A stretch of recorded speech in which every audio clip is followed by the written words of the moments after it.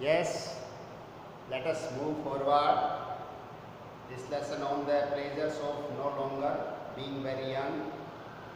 I think we were here in the last video, that here page number 8, second paragraph and fifth line suddenly becomes solid. We were here. Now we are to proceed further. It is like the indescribable transition from inorganic to the organic. As if stone, snakes and birds of some ancient Egyptian inscription began to leap about like living things. Now, some extraordinary type of example has been provided.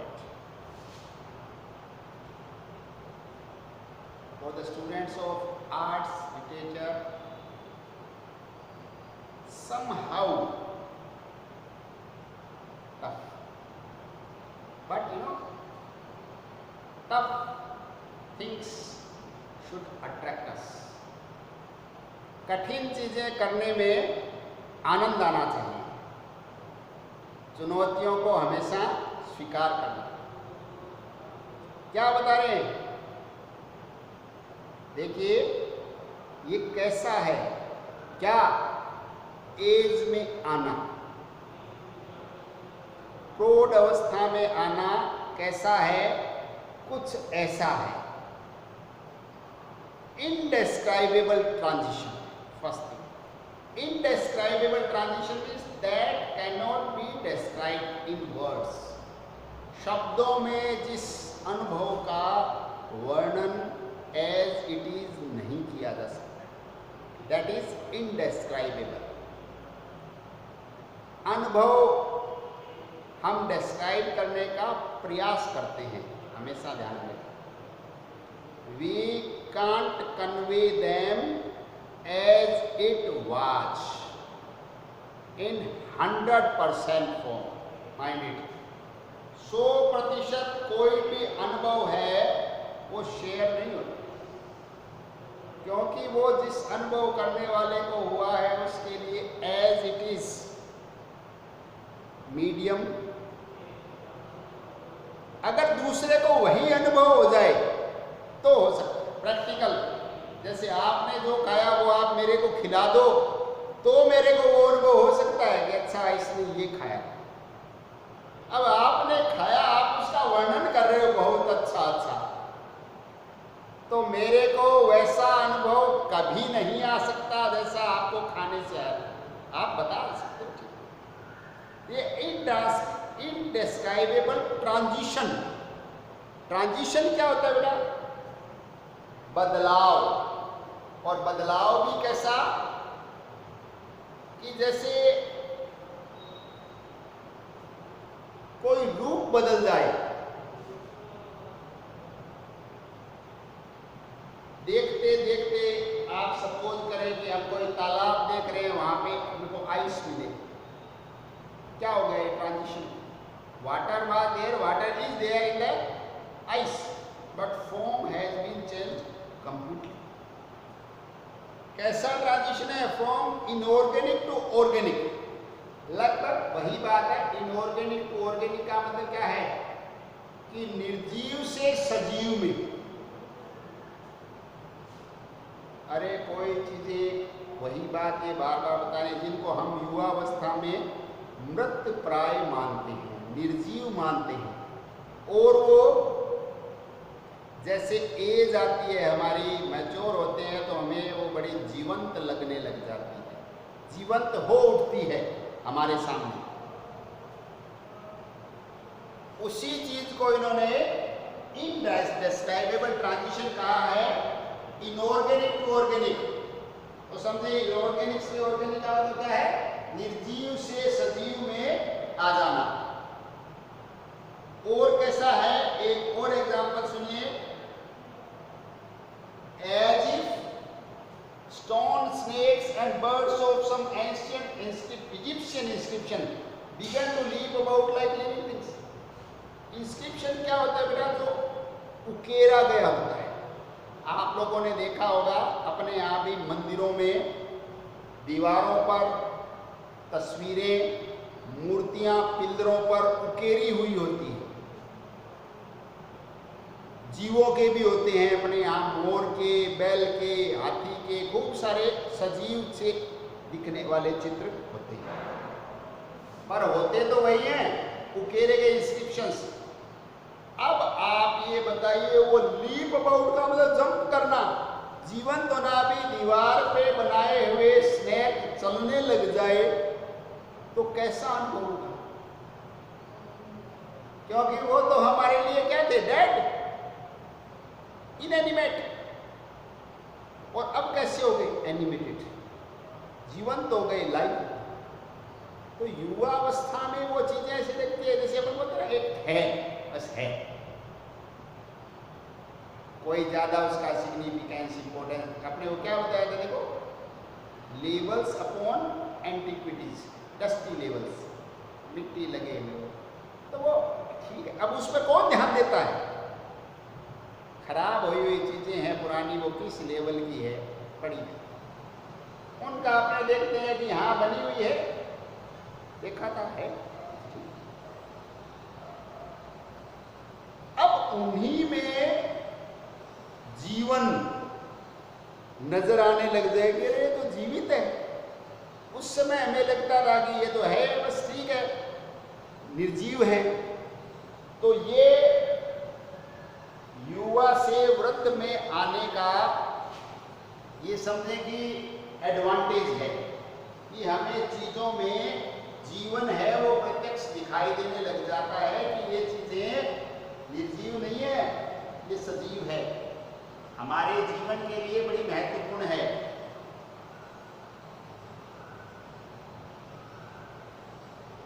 जैसे कि snake, birds, ancient description माने आपके Egypt, मिस्र को बोलते हैं, वहाँ के मंदिरों में या वहाँ जो होते हैं पिरामिड्स, वहाँ जो तस्वीरें उकेरी गई है वो जीवंत होकर सामने आ गई है, ऐसा लगता है, ध्यान में रखना।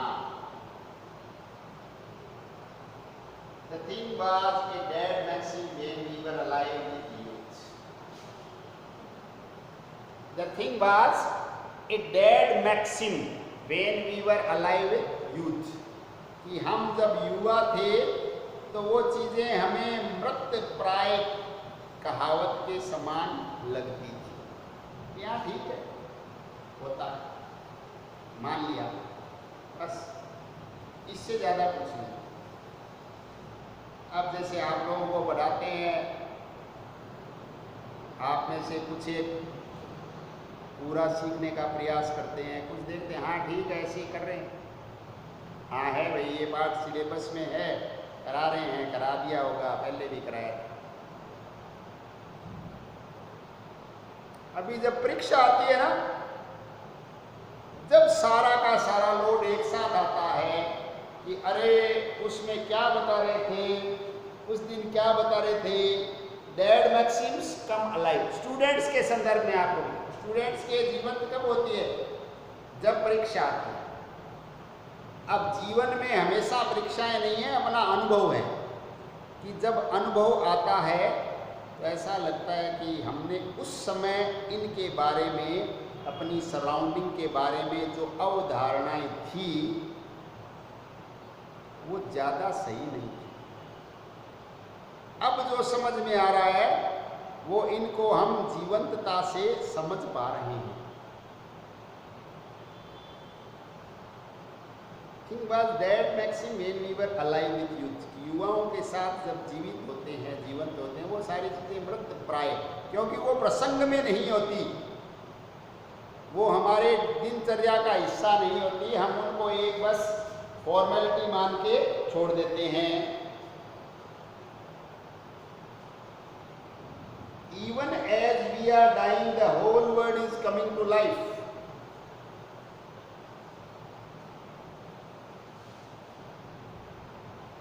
Not this, underline this line, बड़ी महत्वपूर्ण लाइन है। Even as we are dying, the whole world is coming to life. कब समझ में आता है? बड़े आदमी मशक्कत करता है, जीवन भर का अनुभव का निचोड़। We are dying, a whole world is coming to life. I have already told you, I think life never stops. जीवन कभी नहीं रुकता है, कभी नहीं। ये जीवन की खासियत। जीवन जीने वाले बदलते रहते हैं। अब जो पहले जीने वाले थे वो करें वी आर डाइंग। अरे भाई, आप जा रहे हो, जीवन नहीं जा रहा है। जीवन तो है ही धरती पर।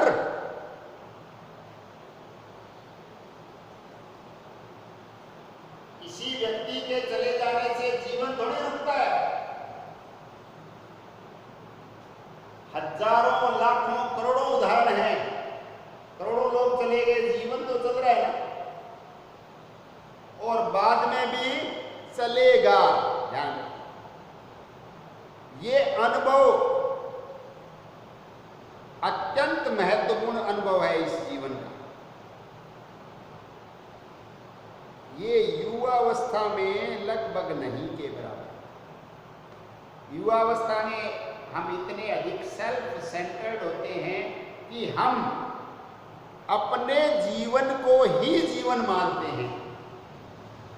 अपना जीवन संपूर्ण जीवन नहीं है, जो जीवन चल रहा है उसका एक छोटा सा हिस्सा है। हम इस लाइफ के हिस्से,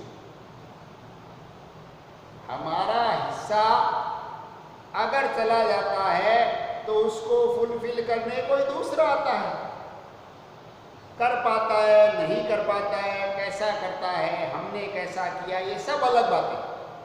बहुत बड़ा इस पे डिस्कशन हो सकता है, पर जीवन कभी रुकता नहीं। इस पे कोई डिस्कशन की संभावना ही नहीं है। जीवन तो चलेगा। वी आर डाइंग, आपको बताया था, फिर बता रहा हूं। अपने आप ऐसा प्रचलन सा देखो, ऐसे जो कम सोचना या ज्यादा परेशानी में नहीं पड़ते। परेशानी में पड़ने का मतलब क्या है कि दिमाग में जोर देना और सोचना, वो क्या है? इंग्लिश में एक कहावत है, ईट, ड्रिंक एंड बी मैरी।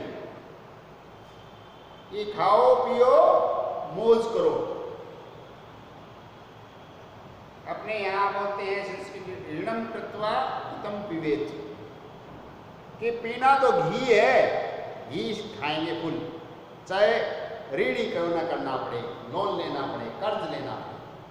वो एक लाइफ स्टाइल है, और एक ये बता रहे हैं वो भी लाइफ स्टाइल है। अब उसमें क्या चीज काम कर रही है बताया कि आप और हम रहें ना रहें, जीवन चलेगा।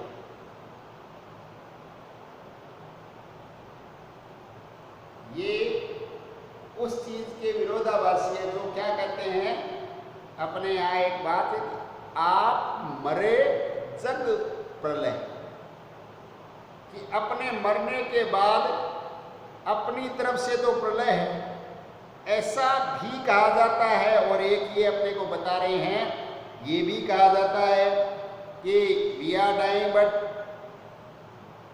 Life never dies. चेस्टरटन का अनुभव ये बता रहा है। और एज में जाने के बाद समझदार आदमी, अदरवाइज एज वाले भी ऐसा करते रहते हैं कि मैं गया, दुनिया खत्म। ज्यादा मिलेंगे ऐसे, ध्यान देना। उनका क्या रवैया रहेगा पता है कि जितना खा लूं पी लूं बस उतना ही अपना है, जितना उपभोग कर लूं। वो अध्यात्म की तरफ मुड़ ही नहीं पाते कभी जीवन में। जो बड़े मैच्योरिटी प्राप्त व्यक्ति हैं, अध्यात्म की ओर मुड़ते हैं, अच्छा अध्ययन करते हैं, अच्छे साहित्य की अभिरुचि रखते हैं, उन लोगों को ये रियलाइज होता है कि हमारे जाने से जीवन नहीं रुकने वाला। हम नहीं थे जब भी जीवन था, चल रहा था, तो जाने से कौन सा रुक जाएगा। ये बड़ा निचोड़ वाली बात है, इसलिए आपको क्या कहा है, इसको अंडरलाइन करें। दोबारा बढ़ा रहा हूं आपको, दोबारा बोल रहा हूं, even as we are dying, even as we are dying, whole world is coming to life. ठीक है, होल वर्ल्ड इज, पूरा संसार, संसार तो जीवित का मेला है।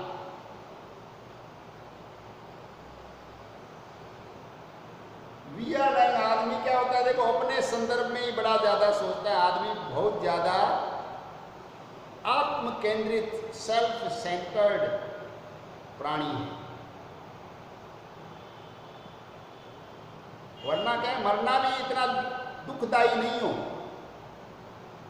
जब पहले से समझ में आया है कि जाना अपने को भी है, और इस बात को एक बार नहीं 50 बार महसूस करे, बार बार महसूस करे, तो फिर उसके लिए इतना कष्ट नहीं होता। अपन तो रहेंगे हमेशा, और ही जाते हैं। ऐसा जिनको लगता है उनको भी जाते समय बड़ा भारी, मेरे अपने को जाना पड़ेगा, अरे भाई सबको जाना पड़ेगा, अपनी क्या बात है इसमें। The whole world is coming to life, दुनिया पूरी जीवित रहेगी, अपने अलावा जो दुनिया है वो जीवित है, आगे और भी जीवन रहेगा। इसका मतलब ये थोड़ी है कि जीवन रुक गया। हम इस बहुत बड़े जो रंगमंच पे ड्रामा चल रहा है उसके एक छोटे से किरदार हैं। अपनी भूमिका निभाएंगे और चले जाएंगे। ये आप लोगों ने पढ़ा था ना शेक्सपियर में, the whole world is stage, all man and women are merely players. सारे के सारे मनुष्य, उसमें पुरुष महिलाएं सब आ गए, वो क्या हैं, प्लेयर्स। प्लेयर्स कौन होते हैं, अदाकार, जो अपनी भूमिका अदा करने आते हैं। हम सब अपने अपने भूमिकाओं का निर्वहन कर रहे हैं, निर्वहन करने आए हैं अपनी भूमिका का। कहीं अब कोई भी भूमिका होगी तो बेटा उसकी कहीं तो शुरुआत होगी कि नहीं होगी, कहीं एंड भी होगा। जैसे आपने बीए में आए तो फर्स्ट ईयर में आपने शुरुआत की ना, अभी सेकंड ईयर में हो, फाइनल ईयर कर लोगे आपकी बीए हो जाएगी। तो शुरुआत कहाँ की, फर्स्ट ईयर में, समाप्त कहाँ, फाइनल ईयर में। ऐसे ही जीवन का खेल कि यहाँ शुरुआत की, यहाँ समाप्त। उतनी भूमिका आपकी बीए के विद्यार्थी के रूप में थी, वो आपने निभाई। फिर और कोई भूमिका, ऐसे भूमिकाएं बदलती रहती है, और कभी पूर्ण विराम भी लगता है कि बस खूब भूमिकाएं हो गई, अब वापस। ये जीवन को एक नजरिया देने वाली लाइन है। Another paradox is this, that it is not the young people who realize the new world. ये देखिए, पैराडॉक्स से दुनिया भरी पड़ी है। पैराडॉक्स का मतलब क्या है, पैराडॉक्स का मतलब है बेटा विरोधाभास। कि और विरोधाभास क्या है, और विरोधाभास ये है भाई कि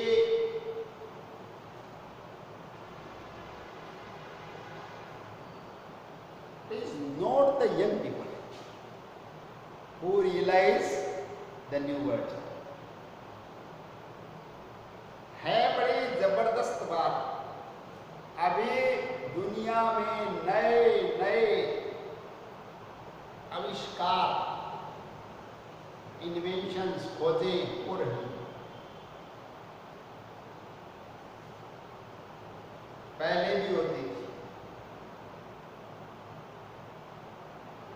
पैराडॉक्स बता रहे हैं, होना तो क्या चाहिए कि नए का आभास युवा को होना चाहिए, युवा को पता होना चाहिए। होता उल्टा है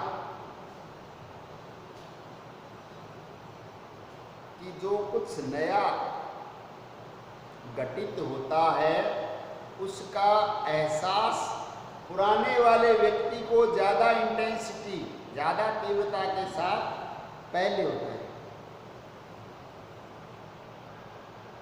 उसका कारण भी अपने डिस्कस करेंगे, ये लिखेंगे भी, मैं आपको बताऊंगा। The moderns do not realise modernity. जो आधुनिकता में जी रहे हैं उनको मॉडर्निटी का पता ही नहीं। कैसे? आप सपोज करें कि जैसे मछली जल में रह रही है 24 घंटा जल में, तो उसको जल का पता ही नहीं। क्या जल का पता नहीं? कि जल का न होना क्या होता है। कभी अगर वो देखे 5 सेकंड भी उस जल से बाहर आके, तो उसको पता लग जाएगा कि ये क्या है। मछली जल की रानी है, जीवन उसका पानी है ना। पर उसको पता नहीं होता कि मेरा जीवन पानी है। पता कब चलता है?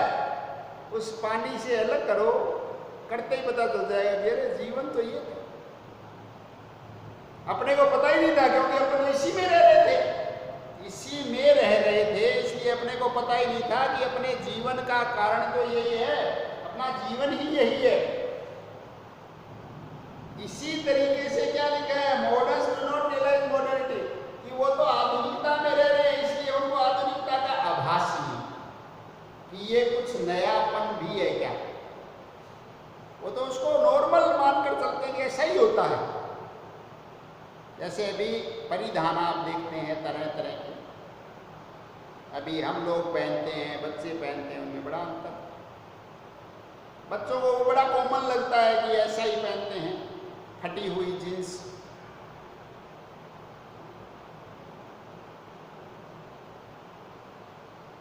जो एज वाला मैच्योर है, जिसने वो जमाना देखा है जब ये बड़ा भारी हीनता का, गरीबी का परिचायक माना जाता था, और सहानुभूति से रखते थे कि अरे फट गई क्या जींस तेरी, कपड़ा कोई फटा हुआ पहन रहा है, बेचारा गरीब है। रफू लगवाते थे, सिलाई करवाते कि चलो थोड़े दिन और पहन लेंगे। अब फटी हुई ज़्यादा रेट में आती है, महंगी है। क्या हो गया? ये किसको रियलाइज होगा?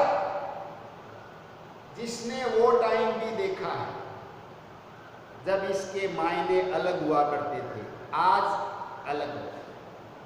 अब आज के जो पीढ़ी है 2, 5, 10 सालों से, जो 10, 12, 15 साल का हुआ है, वो यही देख रहा है कि यही होता है, तो वो इसी को मानेगा, क्योंकि उसने इसका न होना देखा ही नहीं कि हमेशा ऐसा नहीं था। रियलाइज कौन करेगा? जिसने उसका न होना और होना दोनों देखा है। मॉडर्निटी नहीं थी जब ये बल्ब भी जला करते थे। अभी देखो एलईडी आ गई और CFL और नए नए नाम आते हैं, नए नए तरीके की रोशनियां आ गई। अभी इतिहास में ही रह गया है कि चिमनी से पढ़ा करते थे, केरोसिन तेल की जला के, वो भी अब बच्चे मानेंगे थोड़े, मूर्ख बनाते हैं, क्योंकि उन्होंने जन्म से ही ये नए नए LED बल्ब ही देखे हैं। घर में इन्वर्टर जन्मे जब से ही है, तो उसको क्या पता कि लाइट चली जाती थी तो मोहल्ले में पड़ोसियों के जाके देख के आते, पूछ के आते कि आपके भी गई क्या। ये एहसास, ये अंतर, इसको कौन महसूस कर सकता है? जिसने दोनों परिस्थितियां अनुभव की है। वो कौन है? वो एज व्यक्ति है, संयोगवश। युवा है, युवा उन चीजों को ग्रांटेड लेता है कि ऐसा ही होता है।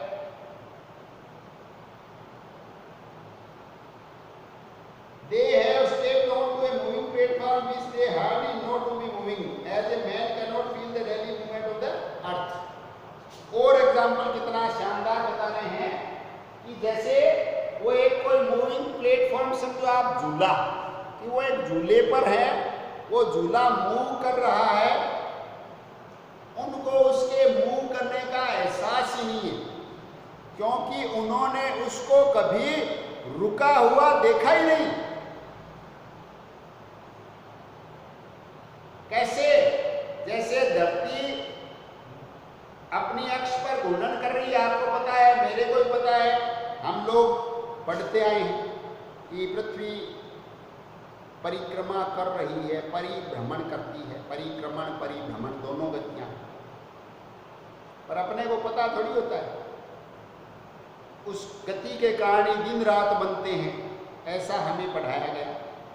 वो तो अपने धरती से ऊपर उठकर और 24 घंटा देखें कि भाई धरती ऐसे घूमती है, हम इस पे रह रहे हैं। देखो हमारा ये हिस्सा सामने आ गया सूर्य के, तो हमारे यहाँ दिन उग गया है, और उन लोगों का हिस्सा पीछे हो गया है तो वहाँ रात्रि हो गई है। ये हमें कब पता चले? जब हम धरती से अलग होके डिटैच्ड ऑब्जर्वर बने, हम उसी पर रहते हुए उसके मूवमेंट को महसूस नहीं कर पाते। पता होता है हमें थ्योरी में कि धरती घूम रही है, अपने को दिखता है कहीं कि ये घूम रही है, अपन तो खड़े हैं ये घूम रही है, ऐसा होता है नहीं, क्योंकि हम उसी का हिस्सा हैं, हम उसी का हिस्सा हैं, हम खड़े हैं उस पर, तो हमें पता नहीं चल रहा। हम उससे अलग जाके देखें तो जिन्होंने देखा है उन्होंने तो बताया, ऐसा थोड़ी ये तथ्य है, सत्य है, पर सत्य का एहसास, सत्य को महसूस करना इतना आसान नहीं है, उसके लिए कठिन परिश्रम करना है। As man cannot feel the daily movement of the earth, जैसे मनुष्य है वो धरती का रोजाना का मोशन महसूस नहीं कर पाता, वैसे ही जो प्लेटफॉर्म घूमता हुआ है उस पर घूमते हुए पर अगर कोई आदमी पैदा हुआ है तो उसको उसके घूमने का एहसास नहीं होगा, but he would feel it sharp enough if the earth suddenly moved the other way। ये देखिए, अब उसको पता कब लग जाए बाय द वे, और पता भी कैसा चले, शार्प, बड़ा तीखा पता चल जाए। कब पता चल सकता है पता है?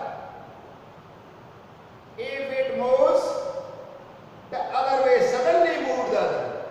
आप देखेंगे धरती ऐसे घूम रही है, घूम रही है, घूम रही है, तो कोई दिक्कत नहीं। अब ये ऐसे घूम जाए उल्टी एक सेकंड भी, तो आपको, मेरे को, इस पे रहने वाले सारे प्राणियों को पता चल जाए क्या स्थिति बने। I can't see, can only imagine. कल्पना से भी बाहर है, कल्पना करना भी मुश्किल है कि धरती का जो परिभ्रमण परिक्रमण है वो अगर उलट जाए 2-5 सेकंड भी तो क्या बनेगा। पर पता तो जब भी चले कि भाई ऐसे घूम रही थी, रुकने, अपने को रुकी हुई तो लगती है, अपने को लगती कैसी है कि रुकी हुई नहीं है, घूम रही, पर वो अदर वे घूम जाए ना, ऐसे बॉल ऐसे घूमती घूमती ऐसे हो जाए, और ये क्या हो, then we realize, then we come to realize कि ये तो ऐसे घूम रही, अब ऐसे घूम गई है भाई, तो हमें महसूस होगा, और वो भी बड़ा शार्पली महसूस होगा। The old generation consists of those who do remember a time when the world moved the other way। Main बात ये, no longer being वो old जो है ना, उनको वो टाइम पता है जब वो अदर वे घूमी थी, इसलिए उनको इधर घूमने का भी पता है, क्योंकि उन्होंने इधर घूमते हुए भी देखा है। समझ में आ रही है ना बात, कि जिन्होंने दोनों चीजें देख रखी है, अंधेरा और रोशनी, उनको रोशनी का एहसास होगा। जो सिर्फ रोशनी ही देखता है उसको क्या पता कि अंधेरा क्या। यद्यपि अंधेरा क्या, आप सिंपली विचार करें That is darkness. Darkness is merely the lack of light. अंधेरे का अपना कोई अस्तित्व नहीं हुआ करता। अंधेरे का अपना कोई अस्तित्व नहीं हुआ करता। अंधेरा क्या है? रोशनी की अनुपस्थिति। जहां रोशनी नहीं है तो वहां अंधेरा, क्योंकि अगर वो कहीं जाता तो कहां जाता है बताओ आप? अरे लाइट तो आई है, बार थी, यहां आ गई, या बिजली के माध्यम से बल्ब ऑन हो गया। वो अंधेरा जो पहले था उसका अगर अस्तित्व होता तो वो कहां गया? आप बताओ मेरे को कि सर ये इस कमरे में अंधेरा था, आपने लाइट की तो ये अंधेरा वहां चला गया उस टीन के नीचे। वहां तो वैसा ही है जैसा पहले। इससे क्या सिद्ध हुआ कि अंधेरे का अपना कोई अस्तित्व नहीं था, वो रोशनी का अभाव था। रोशनी का न होना ही अंधेरा है। ये किसको पता चलेगा?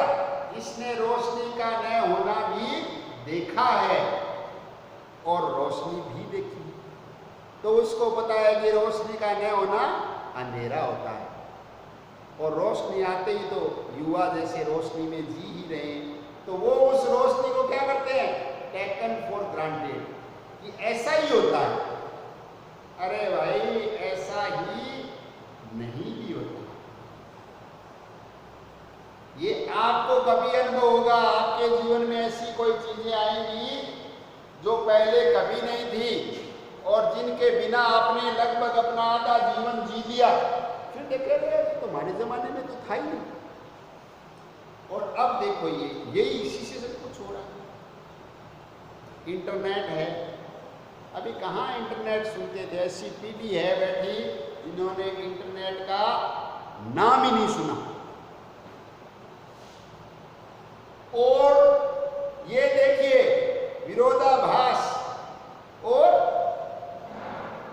जीवन की विविधता, कि उस पीढ़ी के साथ वो पीढ़ी भी जी रही है जो इंटरनेट के बिना जीवन को संभव ही नहीं मानते।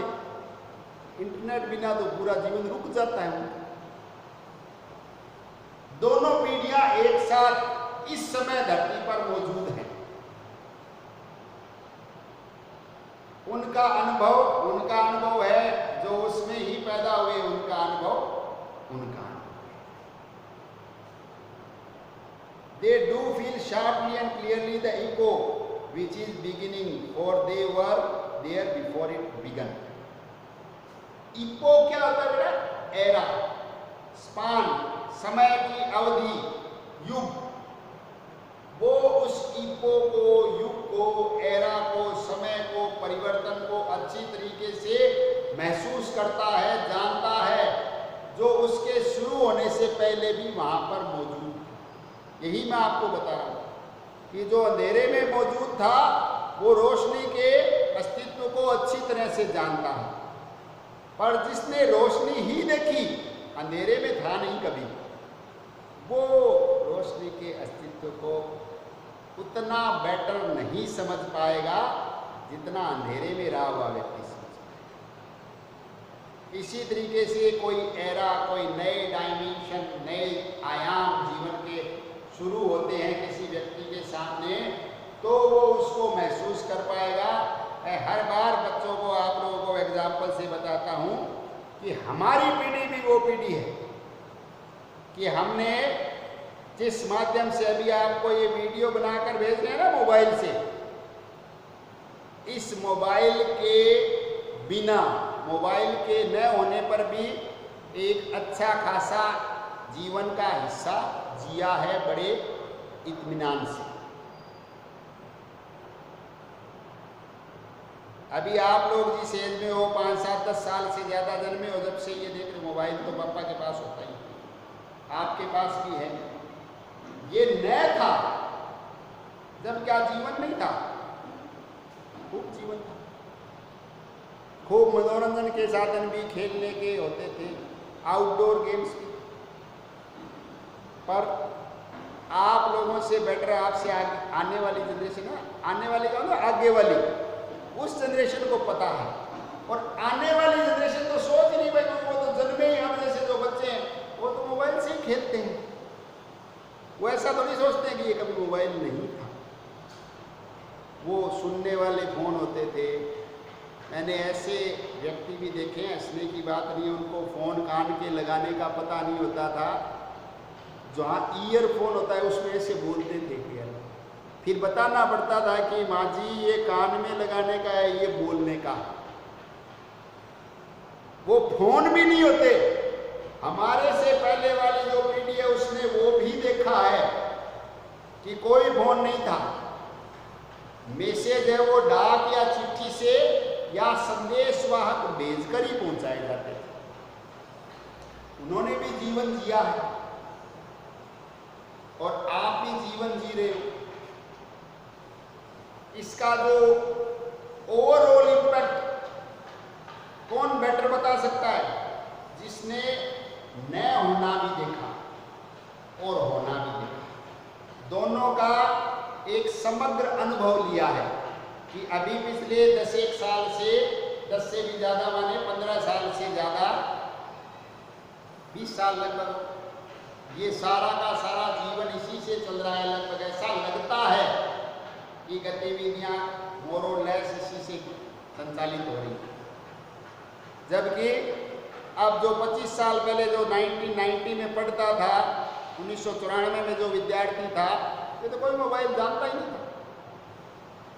घरों में फ़ोन भी नहीं थे। STD PCO पे जाके फ़ोन करके लाना, किसी बड़े आदमी के फ़ोन होता, बुला के बात करवा देते, उसका बड़ा भारी एहसान मानते थे। कि नंबर कैसे देते? पिप्पी नंबर, कि वो बुला देंगे भी, उनको रिक्वेस्ट करेंगे तो, कोई एमरजेंसी हो तो। यो रूटीन वाला नहीं है कि हर कभी फ़ोन मिला लिया केक रहे, ये नहीं होता। और PCO से बात करते तो सामने पैसे आते थे लिखे हुए, 3 रुपये आ गए, फिर 3.5 आ गए, 4 आ गए, अरे बस 5 रुपये हो गए, क्योंकि 5-10 रुपये की कीमत हुआ करती थी।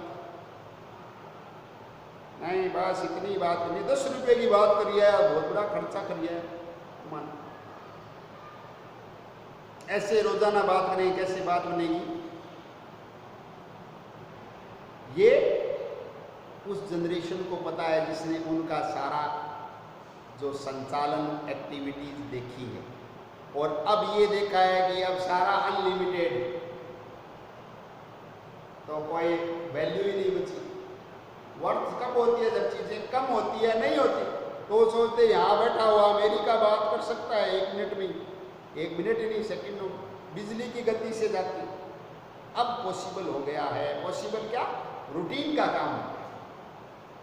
तो ये समझ, इस समझ का ही यहाँ पे पूरे लेसन में जिक्र किया गया है, on the pleasures of know being variable. ये वो आनंद है।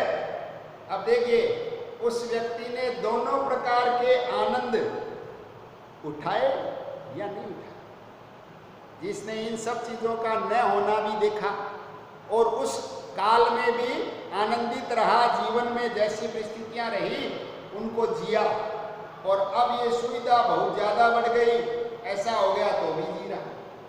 वो दोनों का अंतर, कॉन्ट्रास्ट जितना शार्पली महसूस कर सकता है, उतना जो इस युग के सारी सुविधाएं भोग रहे हैं उनको उनके न होने का एहसास कभी नहीं हो सकता।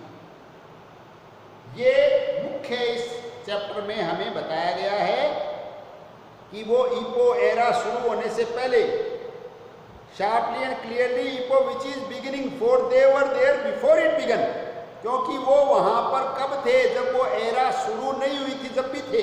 यही मैं आपको बार बार बता रहा हूं कि किसी चीज के शुरू होने से पहले जो व्यक्ति मौजूद है, तो वो उसके न होने का उसको पता ही है। शुरू हो गई, जब शुरू होने के बाद के परिणाम, इफेक्ट, वो भी सारा सामने। That is the thing we would continue in next video. Hopefully we would complete this chapter in next video.